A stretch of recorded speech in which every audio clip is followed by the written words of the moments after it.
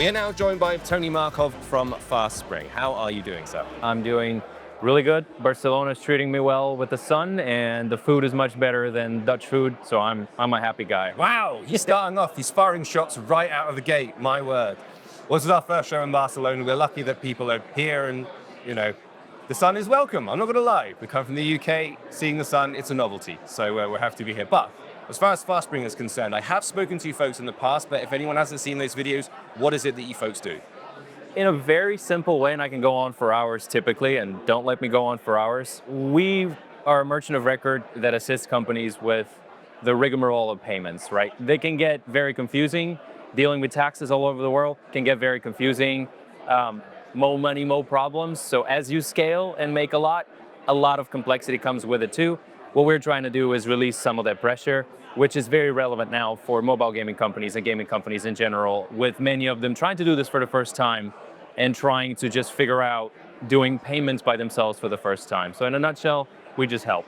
I mean, we've covered the basics in previous interviews, but for those watching, the group behind, away in the background over there, if you can see behind, that's all the indies. That's all the new people that we're talking about, that maybe haven't factored in, they're focused on making the game that they want to make, but they maybe haven't thought about the subscription processes or how am I going to monetize this or advertise this properly, and that's when you folks kind of step in. When do people need to start introducing these sorts of plans? Because often we've talked to developers before and it becomes as a bit of an afterthought sometimes where they've got, oh, we'll just do an app purchase, we'll do a couple of things, it'll be fine. Yep. What do people really need to do to lay the groundwork? It's a great question. You don't need to be big to start, but you need to start to get big, right? So I'm going to divide it into two different things. One is when you start thinking about it. One is when you start doing something about it. If I was an indie studio right now, I would start thinking about it already. It doesn't matter whether your game is casual or not. With the Apple ruling, which I'm sure we're going to be talking about at some point, you can steer directly from iOS in the US to a checkout, not even to a web shop. So that's your direct straight line to some D2C strategies. Now, if you do a web shop, it's a little bit different, but they should be thinking about it right now. In many ways, I feel like Apple is taking power away from mobile gaming companies, and they're kind of 10, 15 years behind any e-commerce company which can sell anywhere, right? In many cases. Spotify can have an application on the web and charge there, and also have an application on mobile, and then they have multiple revenue streams, whereas mobile gaming companies have not had that opportunity. So I'd say start thinking about it from day one, because it's going to be a reality in the coming years. When you implement something, completely depends on the game, whether there's a creator infrastructure built around it or they will be built around it. I'd say if you have creators making content for your games, jump on it instantly. If not, wait and see how it goes. But if you have the development resources, you can spin something up, definitely do. Well, we've had that Apple ruling recently, which means that the walled garden is kind of coming down a little bit. People are allowed to link out to web stores and web shops and third-party payment systems. As a company that, deals with transactions and subscriptions and all that kind of thing, does that mean that you've been interested in building web shops, you've been helping doing that stuff? Is there going to be a huge surge, do you think? And how difficult is it to draw people to your web shop if you don't already have a fairly large fan base and footprint? It's not easy, for sure. If you have a web shop and you spin it up, there's many occasions where you just put it out there, nothing happens. It costs you more money than it actually makes you. So there's a lot of strategies that are involved with getting people to the web shop. In terms of what it means for us, we don't have our own web shop built in yet. We rely on a third party to work with them. They're great at doing what they do. We're great at doing what we do. So we do have something that can, spin up a web shop in a couple of weeks and something very quickly for probably those indie companies that don't have the development resources to go build it out themselves. What it's allowed us is to go out there and assist any size gaming studio to try this, or to migrate from another provider to FastSpring as well and enrich their infrastructure, because many of them, actually I don't think there's any large one, thank you, that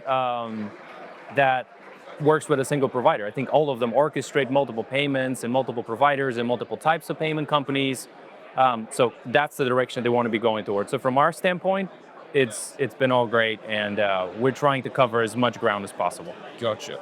Well, this doesn't affect you sort of directly, but maybe indirectly. We've had all the threats of global tariffs are being thrown around all over the place at the moment, and even though it's not impacting things like in-app purchases or web stores at the minute, it does affect hardware that all of these things run on. So there's a threat of iPhones becoming more expensive in the US. We've got, Switch 2 pre-orders being stalled and cancelled. So there's this weird knock-on effect where it's kind of coming into our territory.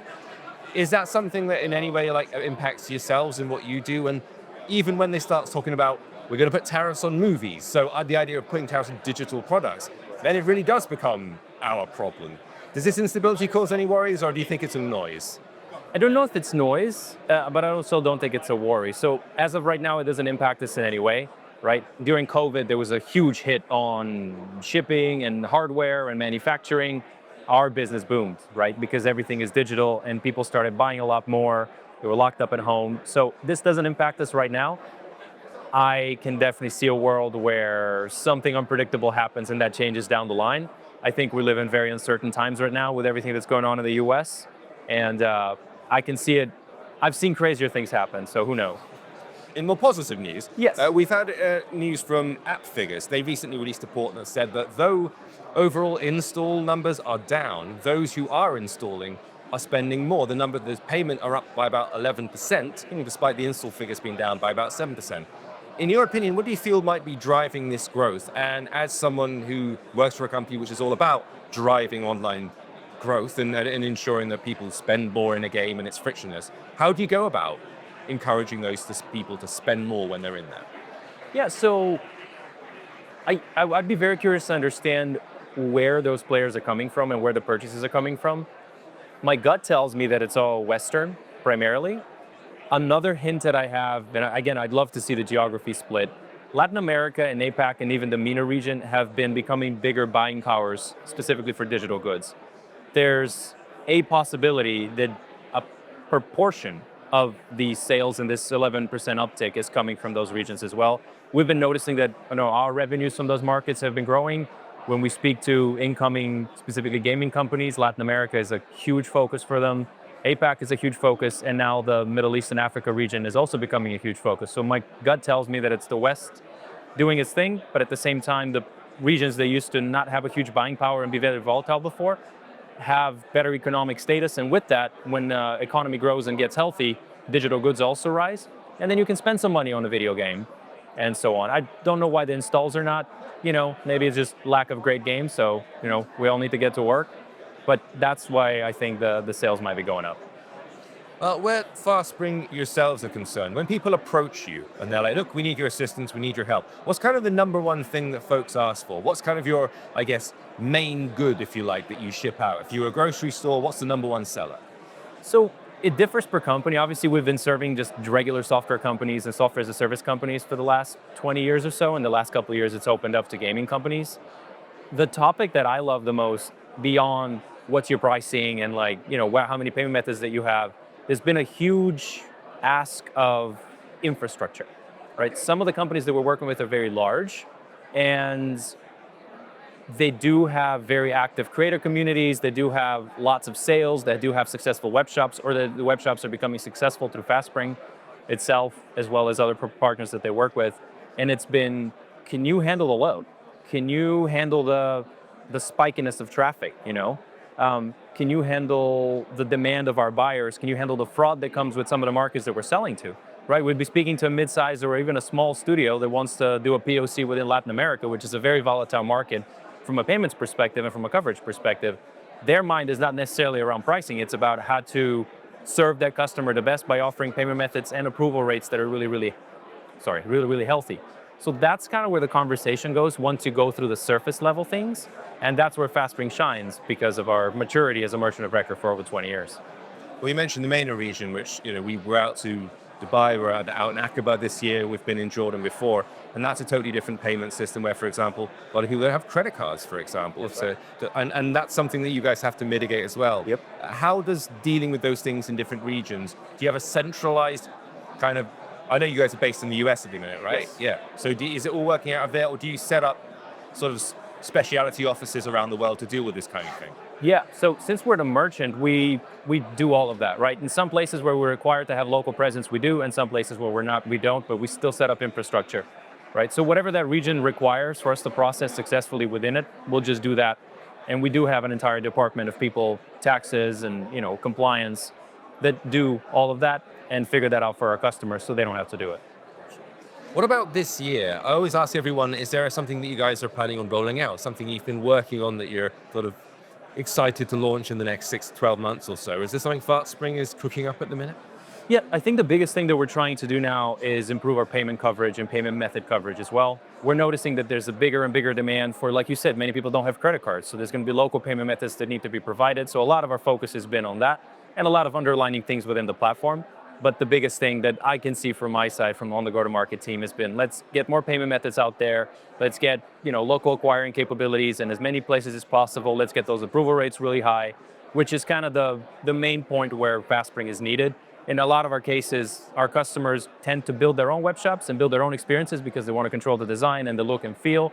And then they attach a FastSpring typically at the back of it, or another provider. They want to keep it kind of headless and free, which is totally fine. And for that, we need to have the best kind of payment infrastructure possible.